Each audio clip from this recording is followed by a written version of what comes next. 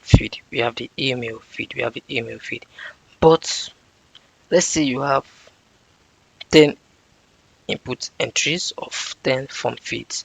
That means you need to repeat this for, you need to repeat it 10 times, which is not a viable solution, which is not an efficient solution. What you can do for simplicity's sake and for speed's sake is just to loop through the form element. Of course, if I, okay, again, I'm going to comment this out, and to see all my forms in action, I'm going to uncomment this. So if I save it, it will bring out all the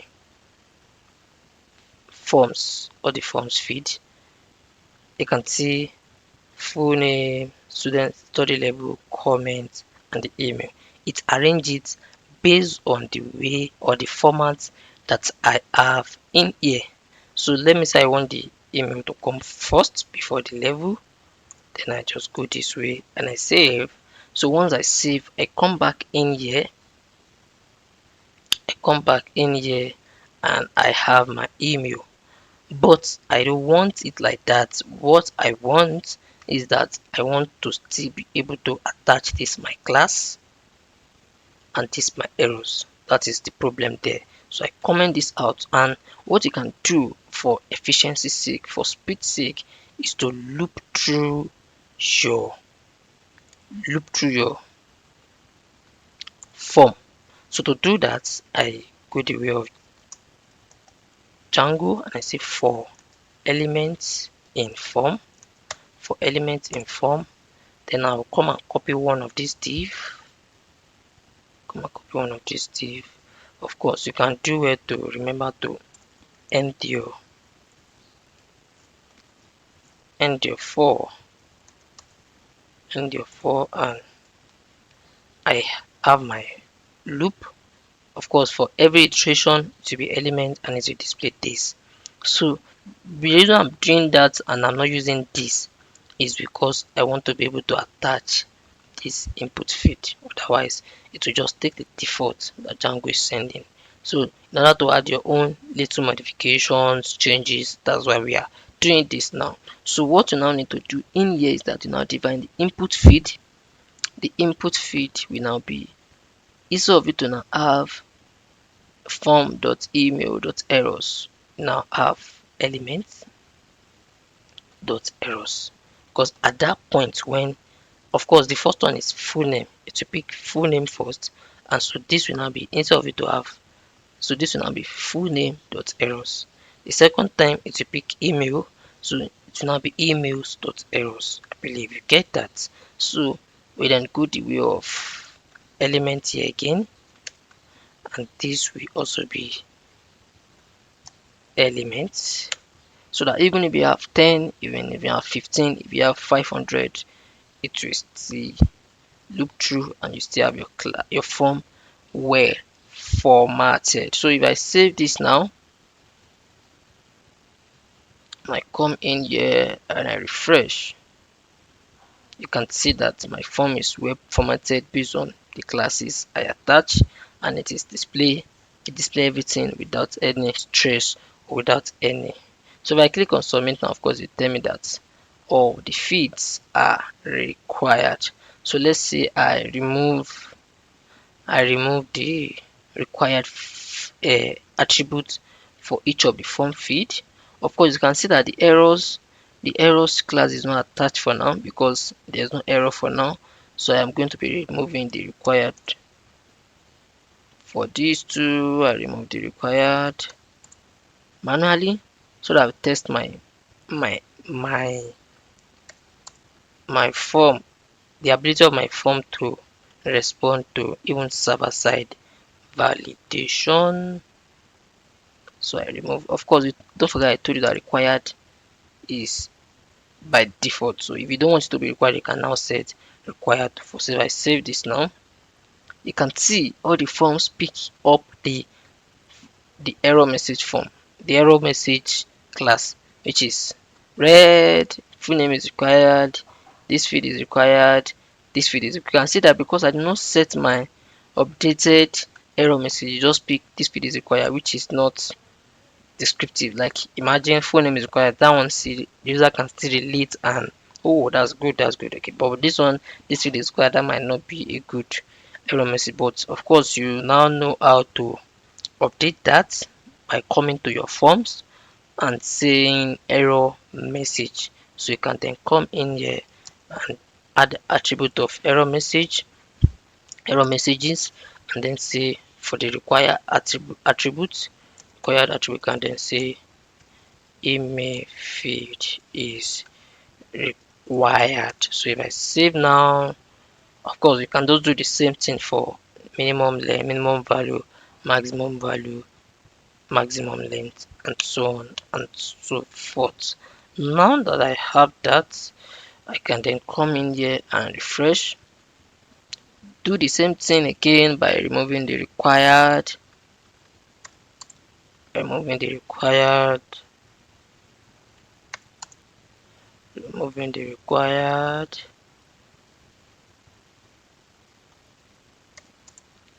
removing the required, and I save now. You can see full name is required, and now I have a more descriptive error message here of email feed is required. So you can then go ahead to replicate the same thing. Now let's now see how to, of course, sometimes the user will enter a wrong value or an unaccepted value. But now let's see, after the user have entered the right value, we should then push it to the database. And to do that, we have learned that already. So let's just see how it works by going to our model and creating the model. Now you can see, because when you are working in database, pushing your file to the database, pushing your record to the database, you need your model. So we can then come in here and define our model of contact us, and I go the way of models.model, just the way you define your form. You can see inside the form I have full name, I have I have email, I have label, I have comments. So I can then come in here and say the full name is models dot. Of course, you see that I define in it here as character field, so here it should also be character feed. And I can, of course, anytime you define the character feed, you should define the maximum length, otherwise it will throw an error. Of course, let me just set this one to 100 now, because a typical finish should be more than 10 characters. So I then go with the same thing here, and the next one now is email, which is models dot email feed. I go the next one, which is level, and I go the way of models dot integer feed, and I go the way of comments, and then go the way of models dot text feed, because I'm accepting a significant number of entries from the user. Now that I have that, I can then go ahead to do what? Make my migration, migrate, and then update my database.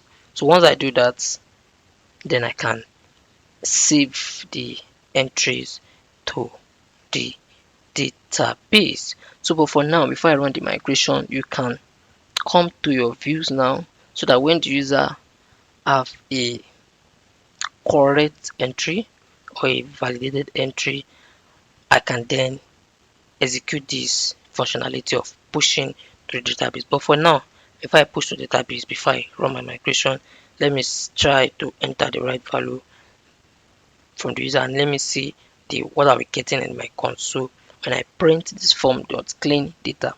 Don't forget, this is an inbuilt Django functionality, so you should use that clean data. You should not say, okay, I want a wonderful data. No, you should use the clean data, because that is an inbuilt functionality. So I'll go the way of fake filler again.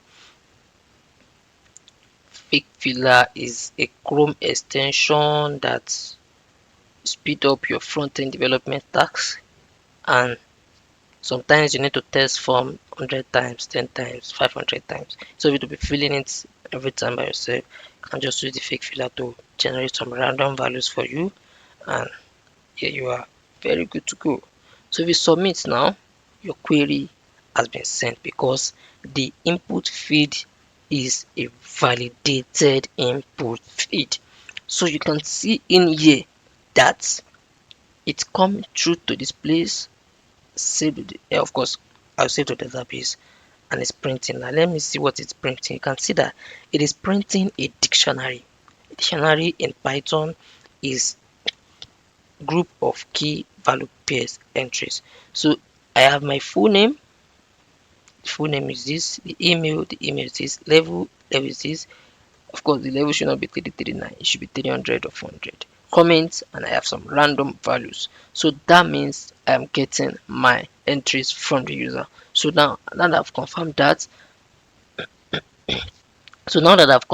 I can then go ahead to run my migration, update it so that I can be able to push record to the database. So I will close this now. I clear my console. Don't forget your virtual environment should still be on. I can then say python manage.py, and I say make migrations. Yes, I've made the migration. You can just go ahead to confirm. Okay, you can see models, ID, full name, email, level, comments. So if you are good with it, you can then go with the same command and say this time around migrate, and now you have a migration to the database. So if you want to confirm that, you can just use the link I gave you the other time, sqlite.app, open it.